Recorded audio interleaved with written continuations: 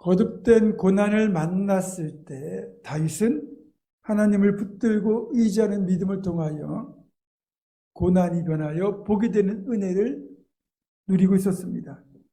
반면에 비슷한 시간에 장소는 다르지만 사울은 자신에게 주셨던 복과 은총을 헛되게 버리고 스스로 죄의 길로 행하다가 끝내는 비참한 최후를 맞이하고 있었습니다. 얼마 전 다시 참가할 뻔했던 그 이스라엘과 블레셋의 전투가 길보아산에서 벌어졌고요. 사울은 블레셋 군대를 막아서 사력을 다해 싸웠지만 하나님 함께하지 않는 이 전쟁은 이스라엘의 패배가 예견된 상황이었습니다. 그리고 하나님은 이 전쟁을 사울을 심판하시는 기회로 사용하셨습니다. 블레셋 군대가 쏜 화살이 사울의 갑옷을 뚫고 사울의 몸에 박혀 사울에게 중상을 입혔습니다. 더 이상 전투를 벌일 수 있는 몸이 아닙니다. 그렇다고 전쟁터에서 빠져나갈 상황도 아니었습니다. 많은 피를 흘리며 기력이 소진되어 가는 걸 알고 있던 사울은 곧 있으면 블레셋 군대에 사로잡혀 모욕을 당할 것을 알고 있었기에 결국 자기의 칼을 뽑아서 칼을 거꾸로 들고 그 위에 엎드러짐으로써 자결하고 말았습니다. 구약 성경에는 자살, 자결로 죽음을 택한 사람들이 여럿 나옵니다. 아비멜렉, 삼손, 아히도벨, 시므리, 그리고 사울 왕까지 죽음의 계기나 죽음의 방법은 다 다르지만 어쨌든 스스로 죽음을 택했다는 공통점이 있습니다. 그런데요, 이스라엘 사람들은 할례받지 못한 자의 칼, 즉 이방인들의 칼에 죽는 걸 무척이나 수치스럽게 여겼습니다. 그러니까 자살의 옳고 그름을 떠나서 죽는 순간에도 사울은 자신의 명예를 지키고 싶었다고 볼 수 있는 겁니다. 그럼에도 사울의 죽음은 사울에 대한 하나님의 심판이라고 봐야 됩니다. 그가 하나님을 떠나서 계속해서 죄의 길로 행한 것에 대한 하나님의 심판이었고, 하나님의 심판은 사울 자신뿐만 아니라 사울의 세 아들과 많은 군사들까지 함께 죽게 만들었습니다. 사무엘상 13장 1절을 보면 사울이 왕이 될 때 그 나이가 40세였다고 되어 있습니다. 사울이 왕이 될 때 40세라 그가 이스라엘을 다스린 지 2년에.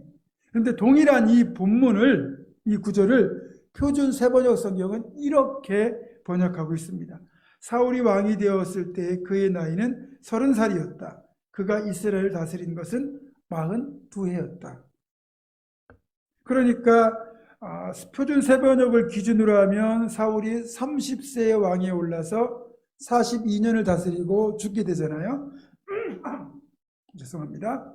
그러니까 72세를 살았다고 볼 수가 있고요. 그리고 이제 신약 성경 사도행전 13장 21절을 보면 바울이 비시디아 안디옥에서 설교하는 가운데 이런 사실을 언급합니다. 그 후에 그들이 왕을 구하거늘 하나님이 베냐민 지파 사람 기스의 아들 사울을 40년간 주셨다가, 이 구절들을 근거로 계산해 보면 만약에 40세의 왕위에 올라서 그렇게 40년 동안 통치했다고 보면 80세를 살았다고도 볼 수 있습니다. 72세를 살았든지 아니면 80세를 살았든지 당시의 평균 수명이 40세가 못 되었다고 합니다. 전쟁과 기근과 질병으로 그렇게 장수하는 사람이 많지 않던 시대입니다. 그런 시대에 70이 넘고 80이 넘는 삶을 살았다면 정말 장수했다고 볼 수 있는 거죠. 구약에서는 하나님이 주시는 복 중에 하나가 뭐냐면 장수의 복입니다. 오래 사는 것도 하나님이 주신 복 중에 하나거든요. 그렇게 보면 사울이 하나님으로부터 복을 받아 장수한 것 아닌가요? 라고 말할 수 있을 겁니다. 그러나 여러분, 한 사람의 일생에 대한 평가는 그 사람이 얼마나 오래 살았는가가 아니라 어떻게 살았나, 어떤 삶을 살았는가로 평가해야 됩니다. 일단 사울의 일성 간략하게 한번 보겠습니다. 사울의 출발은 참 좋습니다. 그가 왕위에 오를 때만 해도, 그러니까 30세로 가정을 해보겠습니다. 그때만 해도요, 사울은 장점이 참 많은 사람이었습니다. 그가 처음에 성경에 등장하는 장면은 아버지가 나귀를 잃어버렸다고 사울에게 나귀를 찾아오라고 심부름을 시키는 장면입니다. 사울은요, 아버지가 시킨 일을 불평 한마디 없이 묵묵히 순종하여 나귀를 찾으려고 길을 나섭니다. 그렇게 3일 동안 두루 나귀를 찾아다녔지만 찾지 못합니다. 그래서 곤란해 있을 때 그와 함께 동행했던 하인이 선지자를 찾아가서 선지자에게 물읍시다라고 이야기할 때 그 하인의 말에도 귀를 기울일 줄 아는 그런 사람이었습니다. 그리고 사무엘 선지자를 찾아갈 때 빈손으로 가지 않고 예물을 들고 찾아가는 예의도 갖춘 사람이었습니다. 또 제비뽑기를 통하여 그가 이스라엘의 왕으로 선출될 때 그 사실이 너무나 부끄러워서 짐, 보따리 사이에 숨어 있을 정도로 겸손까지 갖추었던 사람입니다. 그렇게 이스라엘의 첫 번째 왕이 된 지 얼마 후에 암몬 족속이 이스라엘의 요단 동쪽에 있는 변방 길르앗 야베스를 침공했을 때 그 사실을 듣고 분개하여 이스라엘 전역에 군대를 소집하고 그리고 그 군대를 이끌고 길르앗 야베스까지 쉬지 않고 달려가서 암몬을 격퇴하고 길르앗 야베스를 구원해내는 그런 담대함도 보여주었습니다. 이렇게 사울은 왕이 되기 전부터 좋은 모습이 많았고 왕이 된 뒤에도 통치력을 잘 발휘해서 12지파 각 지파 단위로 움직이던 이스라엘 민족이라고 하는 커다란 공동체로 결속시켜 강력한 국가를 만들었고 외부의 침략에도 잘 대처하는 등 즉위 초반에는 통치를 잘 했다고 볼 수 있습니다. 그랬던 사울인데 시간이 흐르면서 사울은 통치 중반부 이후부터는 점차 변질되기 시작합니다. 아마도 왕의 화려한 옷을 입고 그리고 왕좌에 앉아서 왕의 권력을 휘두르다 보니까 그 쾌락에 어느 순간부터 중독이 된 거죠. 그리고는 평생 그 자리에 집착을 하게 된 겁니다. 혹시라도 이 좋은 왕의 자리를 누군가에게 빼앗길까 걱정하게 된 거죠. 이렇게 왕권에 중독이 된 사울은 왕의 자리를 지키기 위해서라면 무슨 일이든 하고야 말았습니다. 제사장만 집례할 수 있는 제사를 자기가 직접 집례하는 불경의 죄도 저지르고 백성들이 잘못된 요구를 할 때 단호히 그것들을 거절해야 되는데 백성들의 인심을 잃어버릴까 봐 백성들과 타협하기도 했고요. 또 골리앗을 물리친 다윗에게 백성들의 관심이 다 쏠리니까 다윗을 반역자로 몰아 끝내는 다윗을 도망자의 길로 몰아넣고 말았습니다. 그렇게까지 하면서 사울은 왕의 자리를 지키려고 했거든요. 그리고 마지막 이 전쟁이 벌어지기 직전 결국 의지할 데 없던 사울은 신접한 여인을 찾아가서 사물의 혼령을 불러올리는 마지막 죄악까지도 저지르고 맙니다. 그렇게 어떻게든 간에 이 자리를 지키고 싶어 했던 사울인데 그 사울이 전쟁터에서 비참하게 죽어가고 있었습니다. 그리고 죽어가는 그 마지막 순간까지 사울은 껍데기에 매달리고 있었어요. 자신의 명예, 자신의 비춰질 그 모습만 여전히 그는 관심을 기울이고 있었습니다. 오늘 보면 4절을 보게 되면 그러잖아요. 그가 무기를 든 자에게 이르되 네 칼을 빼어 그것으로 나를 찌르라. 할례 받지 않은 자들이 와서 나를 찌르고 모욕할까 두려워하노라. 이렇게 되어 있지 않습니까? 물론 사울의 입장에서는 할례 받지 못한 이방인의 손에 죽는 것이 수치스러운 일이라고 느낄 수는 있습니다. 그러나 지금 그걸 생각할 틈이 아니에요. 왜 이스라엘이 이 전쟁에서 블레셋에게 패배하였는가? 또 수많은 백성들이 이 전쟁에서 죽어야 되는가? 그 원인을 조금이라도 생각한다면 이 모든 죽음과 패배의 원인이 결국 자신의 죄악과 불순종에 있었음을 깨닫고 하나님 앞에 회개하는 기도를 드려야 됐습니다. 마지막 순간이라도 내 영혼을 하나님 손에 부탁합니다라는 기도를 드렸어야 된다는 거예요. 여러분, 일반적으로 사람이 죽음을 눈앞에 두게 되면 그동안 살아왔던 인생을 다 돌아보고 반성한다고 합니다. 정작 사울은 죽는 순간까지도 자신의 잘못을 깨닫지도 못했고 회개하지도 않았습니다.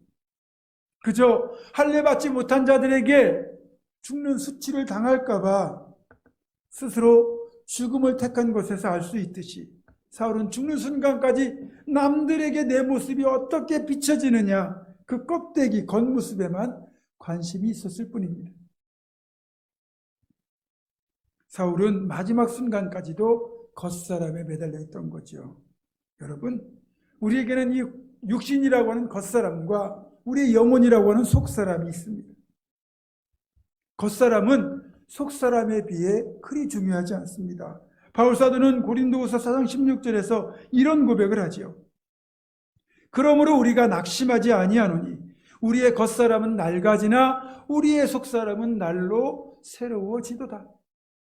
우리의 육신은 나이가 들어가면서 우리의 의도와 상관없이 우리가 원하는 것과 상관없이 조금씩 약해지고 늙어가고 병들게 되어 있습니다.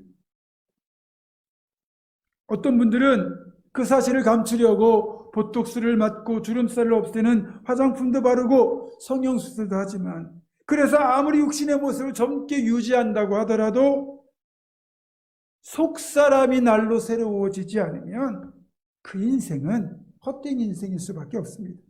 우리 신앙인들에게 정말 중요한 것은 겉사람에 매달리지 말고 속사람에 매달려야 한다는 겁니다. 매일 기도와 말씀으로 속사람을 건강하고 새롭게 하면 그렇게 속사람의 영혼이 풍성해지고 영성이 깊어져요. 그러면 겉사람은 속사람의 모습을 그대로 보여주게 되어 있습니다.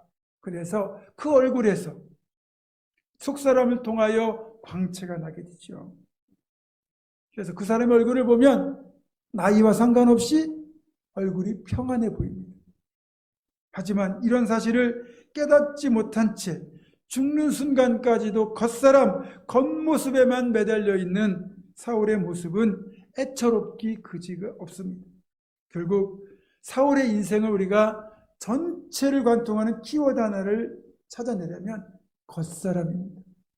겉사람에 치중하다가 결국 그렇게 안타까운 최후를 맞이하는 불쌍한 사람, 그것이 왕복을 입고 겉사람만 추구했던 사울의 인생의 단면이었던 겁니다.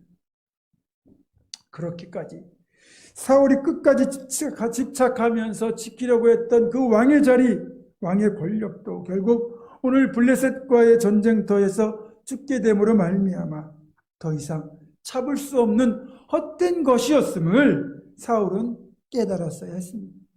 하지만 그는 수치스러운 죽음만 면하겠다는 생각뿐 성경 어디에도 그의 뉘우침과 회개는 보이지 않습니다. 안타까울 뿐입니다. 사랑하는 성도 여러분, 평생을 겉사람에 매달려 인생을 헛되게 낭비해버린 사울처럼 되지 말고 우리 모두는 오직 속사람에 매달려서 날마다 새로워짐을 통하여 하루하루 사는 날 동안 늘 새 사람으로 살아갈 수 있기를 주님의 이름으로 축원합니다. 무엇이든지 황금으로 바꾸는 손이라는 의미로 쓰이는 마이다스의 손 또는 미다스의 손이라고 하는 이 이야기의 유래가 된 사람은 그리스의 도시국가의 왕이었던 마이다스라고 하는 사람입니다. 디오니소스라고 하는 그 신은 마이다스가 술에 취한 자신의 스승이자 양아버지였던 실레누스를 잘 보살펴 주었다는 대가로 이 디오니소스가 마이다스 왕에게 한 가지 소원을 들어주겠다고 약속을 하죠. 물질에 욕심이 많았던 마이다스는 자기의 손이 닿는 것은 무엇이든지 황금으로 바뀌게 해달라고 부탁을 했고 디오니소스는 그 부탁을 들어주었습니다. 그러나 무엇이든지 황금으로 바꿀 수 있다는 그 기쁨도 잠시, 음식이며 사람이며 마이다스의 손이 닿는 모든 것은 다 황금이 되어버렸고, 심지어는 사랑하는 딸까지도 황금으로 만들어버리게 됩니다. 보통 우리가 알고 있는 이야기는 여기까지인데요. 이 이야기는 여기서 끝나지 않습니다. 마이다스는 자신의 욕심을 크게 뉘우치고 다시 디오니수스를 찾아가서 황금을 만드는 능력을 없애고 원래대로의 모습으로 돌아가게 해달라고 부탁을 하죠. 아무리 황금을 만들어내는 손이라 할지라도, 또 그런 능력을 갖고 있다고 할지라도 자신의 사랑하는 딸보다는 소중할 수가 없는 거죠. 마이다스가 지혜롭다고 할 수 있는 것은 그 과정을 통하여 무엇이 진정 인생에서 소중한 것인가를 늦게나마 깨달았고, 그래서 그는 기꺼이 황금의 손을 포기하는 결단을 할 수 있었던 겁니다. 어찌 보면 이 왕권이라는 것은 사울에게 황금의 손, 마이다스의 손이었던 겁니다. 자신이 원하는 모든 것을 갖게 해줄 수 있는 최고의 도구였던 거죠. 그러나 그런 왕권이라 하더라도 그 왕권이 아무리 소중하다 할지라도 하나님보다 소중할 수 없고 사람보다 소중할 수는 없는 겁니다. 그리고 그 왕권이 사실 누구에게서 나온 겁니까? 하나님께로부터 주어졌다는 것을 진즉 깨달았어야만 했습니다. 하지만 사울은 그러지 못했어요. 요즘 우리가 매일 성경을 통하여 묵상하는 성경 본문이 전도서인데, 전도서는 이렇게 시작하잖아요. 헛되고 헛되며 헛되고 헛되니 모든 것이 헛되도다. 또 전도서 1장 14절은 이렇게 말씀합니다. 내가 해 아래 생하는 모든 일을 본즉 다 헛되어 바람을 잡으려는 것이로다. 이 전도서는요, 인류 역사상 최고의 부귀와 권세, 지혜와 지식, 그리고 쾌락을 누렸다고 여겨지는 솔로몬 왕의 노년 고백입니다. 그러니까 솔로몬의 결론은 그거예요. 하나님 없는 인생은 모든 것이 헛되다. 그러므로 오직 하나님을 경외해야 하고 그분을 기뻐하는 것만이 의미가 있고 가치가 있는 인생이다 라는 겁니다. 이런 관점에서 사울의 인생을 총평하자면 헛되고 헛된 것을 평생 추구하다가 헛되게 삶을 마무리한 가장 안타까운 사람이다, 이렇게 말할 수 있습니다. 한마디로 말해서 출발은 아름다웠을지 몰라도 그 마지막이 너무나 초라했던 사람인 거죠. 그래서 여러분, 우리가 잘 사는 것도 중요하지만 잘 죽는 것도 정말 중요합니다. 그래서 잘 죽는 문제는 사실 잘 사는 문제이기도 합니다. 우리가 진정 인생을 뜻깊고 복되게 잘 살기 위해서는 죽음을 제대로 이해해야 됩니다. 솔직히 여기 계시는 어느 분도 죽어본 분이 없잖아요. 우리 모두 죽어본 사람이 없기 때문에 죽음이 어떤 것인지 제대로 파악할 수는 없지만, 그래도 성경을 통해 주시는 통찰과 우리보다 인생을 앞서 살았던 분들의 이야기를 종합하여 죽음을 우리가 조금이라도 더 이해할 수만 있다면 인생을 더 깊고 풍성하게 만들 수 있지 않을까요? 그래서 오늘은 죽음에 대한 이야기도 좀 여러분과 나누어 보려고 합니다. 불과 30세의 나이에 유럽과 아시아, 아프리카에 걸친 광대한 땅을 정복하고 광활한 그리스 제국을 건설했던 알렉산더 대왕. 당시 그의 위엄과 영광은 온 세상을 뒤엎을 정도였습니다.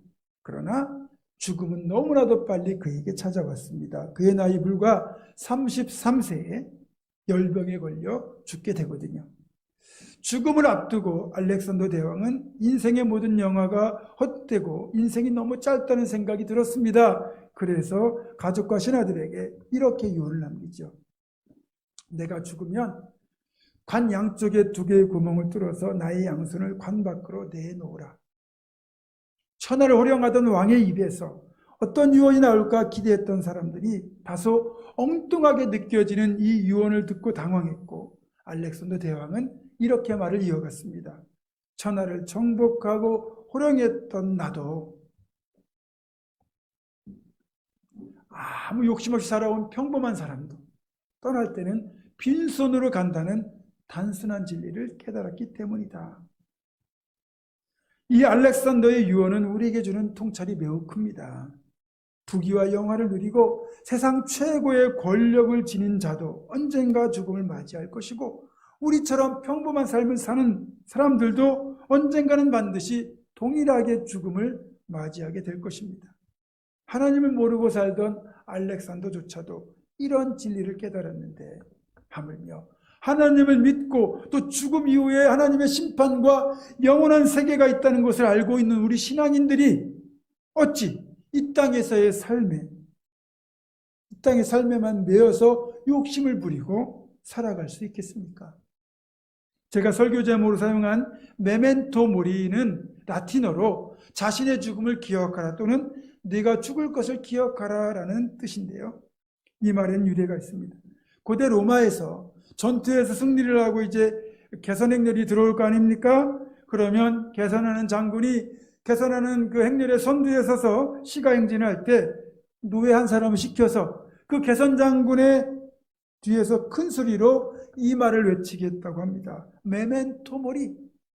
그러니까 이 의미는 이거예요. 전쟁에서 승리했다고 너무 우쭐대지 말라. 오늘은 네가 개선 장군이지만 너도 언젠가는 죽는다. 그러니 겸손하게 행동하라. 이런 의미를 담아서 외치게 했던 것이고, 그것이 로마에서는 전통이 되었다고 합니다. 그리고 아르스 모리엔디라는 말도 있어요. 이게 이제 우리말로 번역하면 죽음의 기술, 이런 의미인데, 이건 죽는 방법이 아니고 죽음을 잘 준비하는 방법이란 뜻입니다. 중세 15세기에 살던 성도들에게는 한 가지 공통된 그런 생각이 있었는 게 뭐냐면, 인생은 죽음을 대비하는 과정이다라는 생각이었어요. 당연히 이런 생각을 품고 있던 성도들에게는 이 땅의 삶을 사는 것이 죽음을 잘 준비하는 과정이어야 되고, 그렇게 죽음을 잘 준비하는 것이 성도로서의 의무였다고 그들은 생각했습니다. 그래서 그 당시 성도들은 죽음을 잘 준비할 수 있도록 돕는 일종의 죽음의 기술, 죽음을 잘 준비하는 방법을 개발했는데, 예를 들자면 그런 아르스 모리엔디는 구체적으로 이런 겁니다. 옛날 믿음의 교부들은 종종 자신의 책상 위에 해골을 놓아두었다고 합니다. 그리고 그 해골을 보면서 언젠가는 반드시 나도 죽을 인생이다 라는 사실을 잊지 않도록 했다는 거죠. 또 그 당시 수도사들은 매일 새롭게 맞이하는 이런 하루가 당연히 주어지는 날이 아니라는 것을 잊지 않기 위해서 일부러 관 속에 들어가서 잠을 청하기도 했다는 거예요. 그러면서 언젠가 나도 죽을 인생, 그리고 오늘 새롭게 한날을 주신 하나님께 감사하는 삶을 살고자 노력했다는 거죠. 정리해보자면 마음속으로 죽음을 깊이 생각해보고 죽음의 두려움을 분명히 알되, 죽음 위에 우리가 가게 될 천국에 대한 기대감으로 그 구원의 소망을 품고 마지막 이 땅의 삶을 끝내는 그 순간까지 의미 있게 사는 것, 최선을 다해 사는 것, 이것이 다름 아닌 아르스 모리엔디였던 거죠.